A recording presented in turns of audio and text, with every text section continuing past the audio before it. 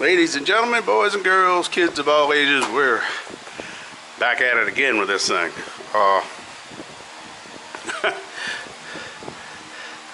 It's taken a little bit longer than I thought it would, but let me get y'all in on this a little bit here. And I'm going to wind it out a little bit. We're going to put it on menu.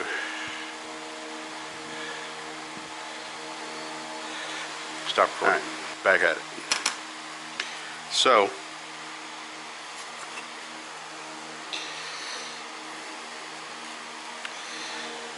the way these things hook up, the motors, this is a 24 volts coming in for this, and then this takes 24 volts too.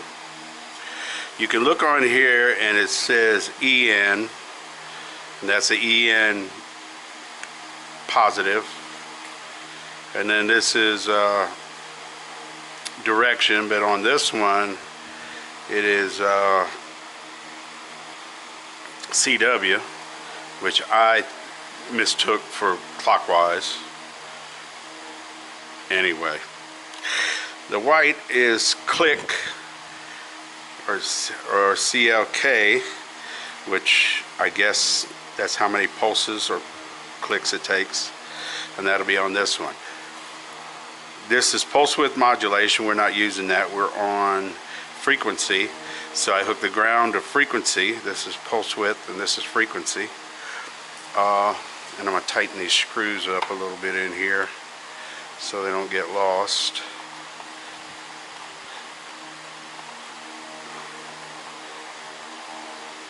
There we go.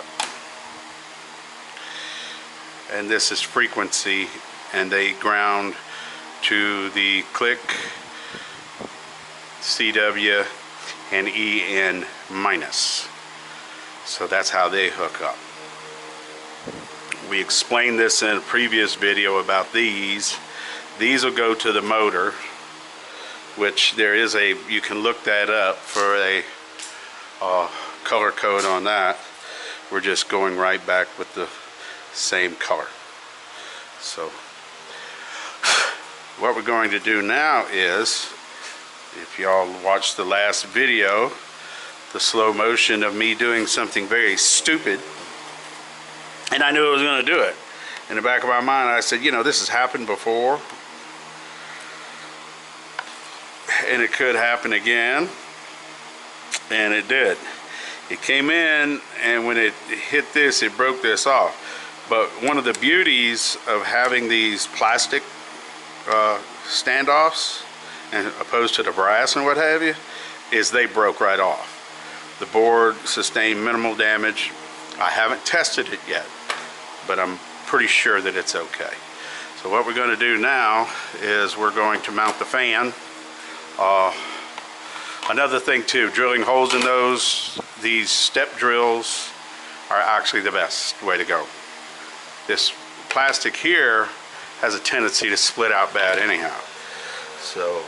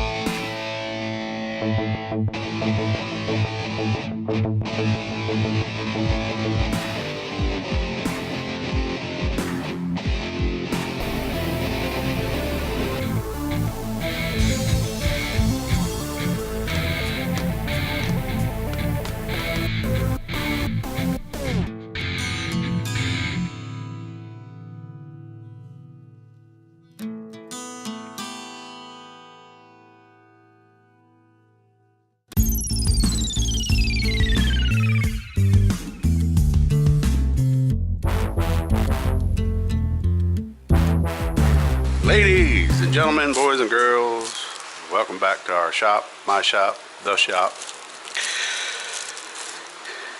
This is what I use to make the buttons. Not the prettiest thing in the world, but they work. I took a piece of shrink tube, shrinked it down, filled the end of it for hot melt glue, and put it over the latching tactile switch to make my switch. The got it all wired up and everything. Tied in the 24-volt power supplies up there.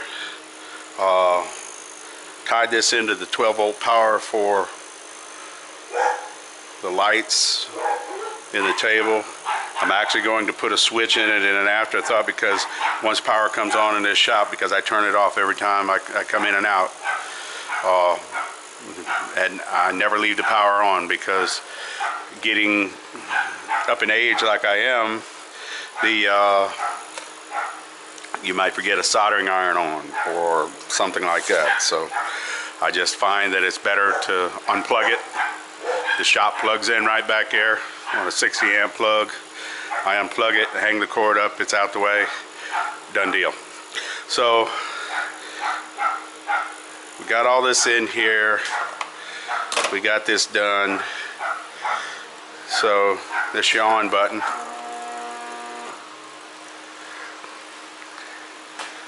So, and that's your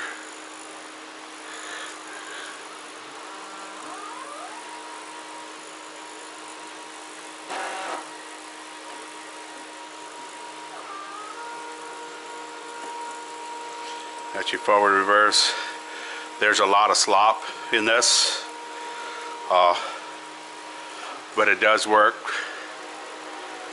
very well, and that'll turn it off.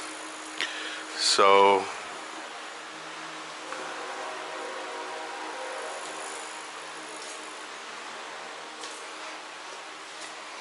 I'm looking for something here. Here we go. We can play with this.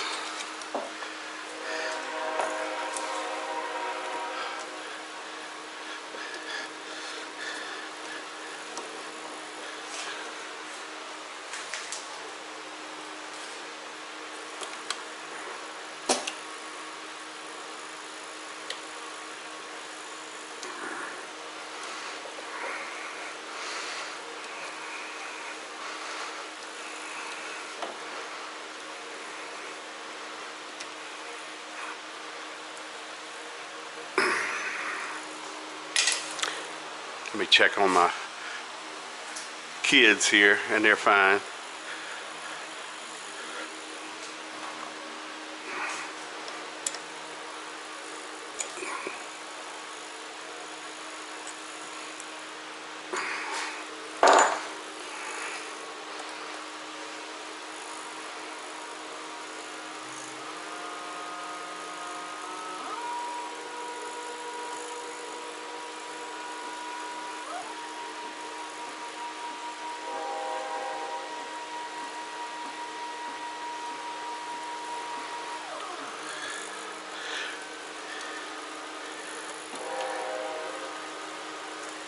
And another reason I wanted to do this was when I use the mill, I have to run this to go back and forth. Now I won't have to. So, and if I get a runaway or something, I can still do this. So I could cut it on and off.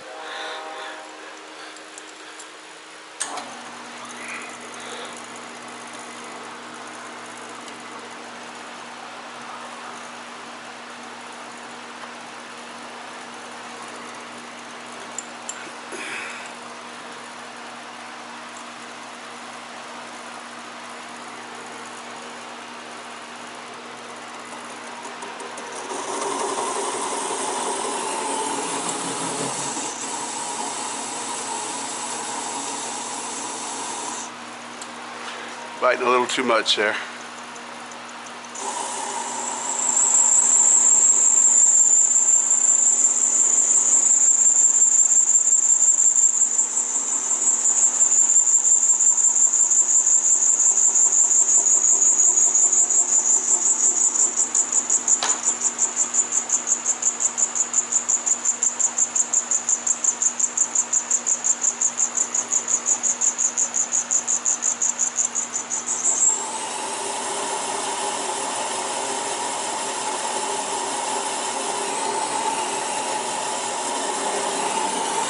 That's still way too much.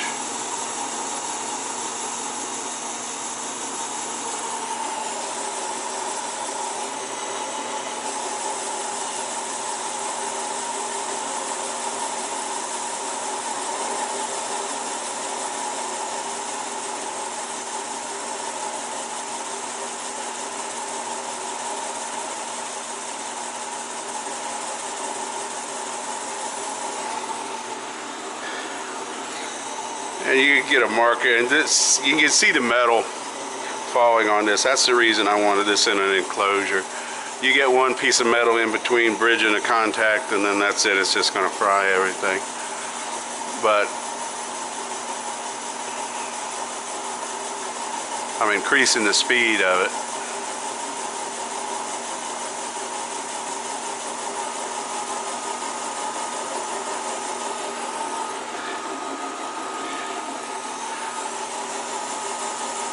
And my chuck should be going faster, but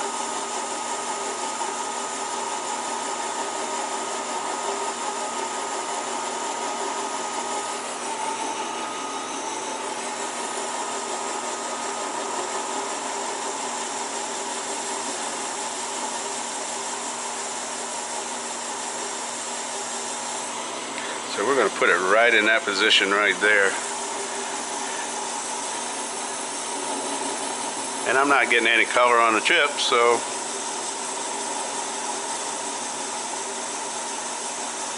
now the finish of it I'm not sure. And I can go slower. I can get it all the way down to that right there.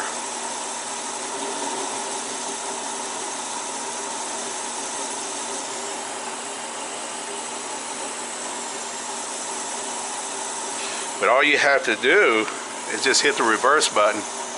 It'll stop cutting almost immediately. Now we're going back the same direction to cut direction.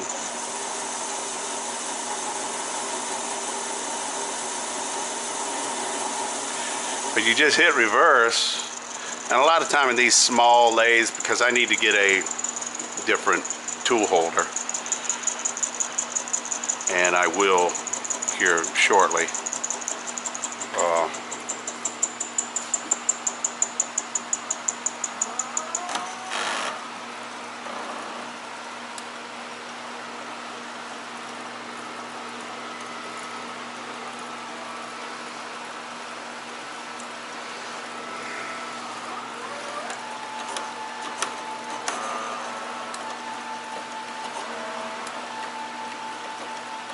Like I said, I'm gonna get a ball screw for it.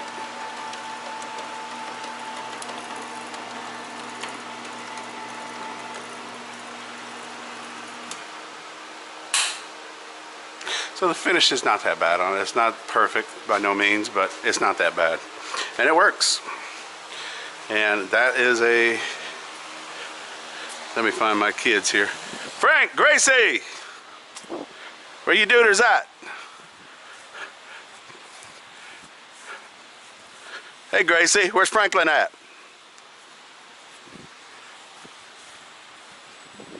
Frankie Boo! There you go, baby. You alright? Look like you're breathing hard over there. You okay? You alright, dude? Y'all playing? Okay. But anyway, it works. Got that done. I am going to be putting a switch for this fan, but not a big deal. Fans run all the time anyhow. Time to have an adult fermented beverage. I am not sponsored in any way by this company, because if I was, I would never get anything done. But I worked hard today. Had to go under the house. That's it. That's always fun. So, and I was going to finish this video up. But it was wired just like I said it was. It's just I put the power supply, the 24-volt power supply up under there, and actually I probably should have wired it into this, but that's just more baloney. I got enough baloney. So that's it, guys. Hit like and subscribe. Thank you very much. Thank you, subscribers, for supporting this channel and me doing this. And we got some other cool stuff coming. Oh, the next thing I'm going to do is I'm going to show you how to take a regular 48-volt e-bike controller and convert it to 72 volts with some MOSFETs and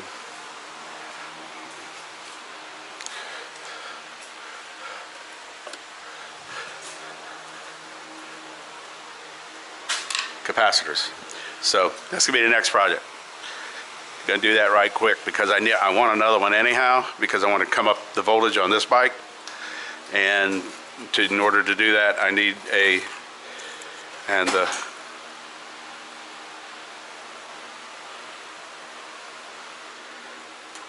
I'll need to do this. So thank you, and y'all have a good day.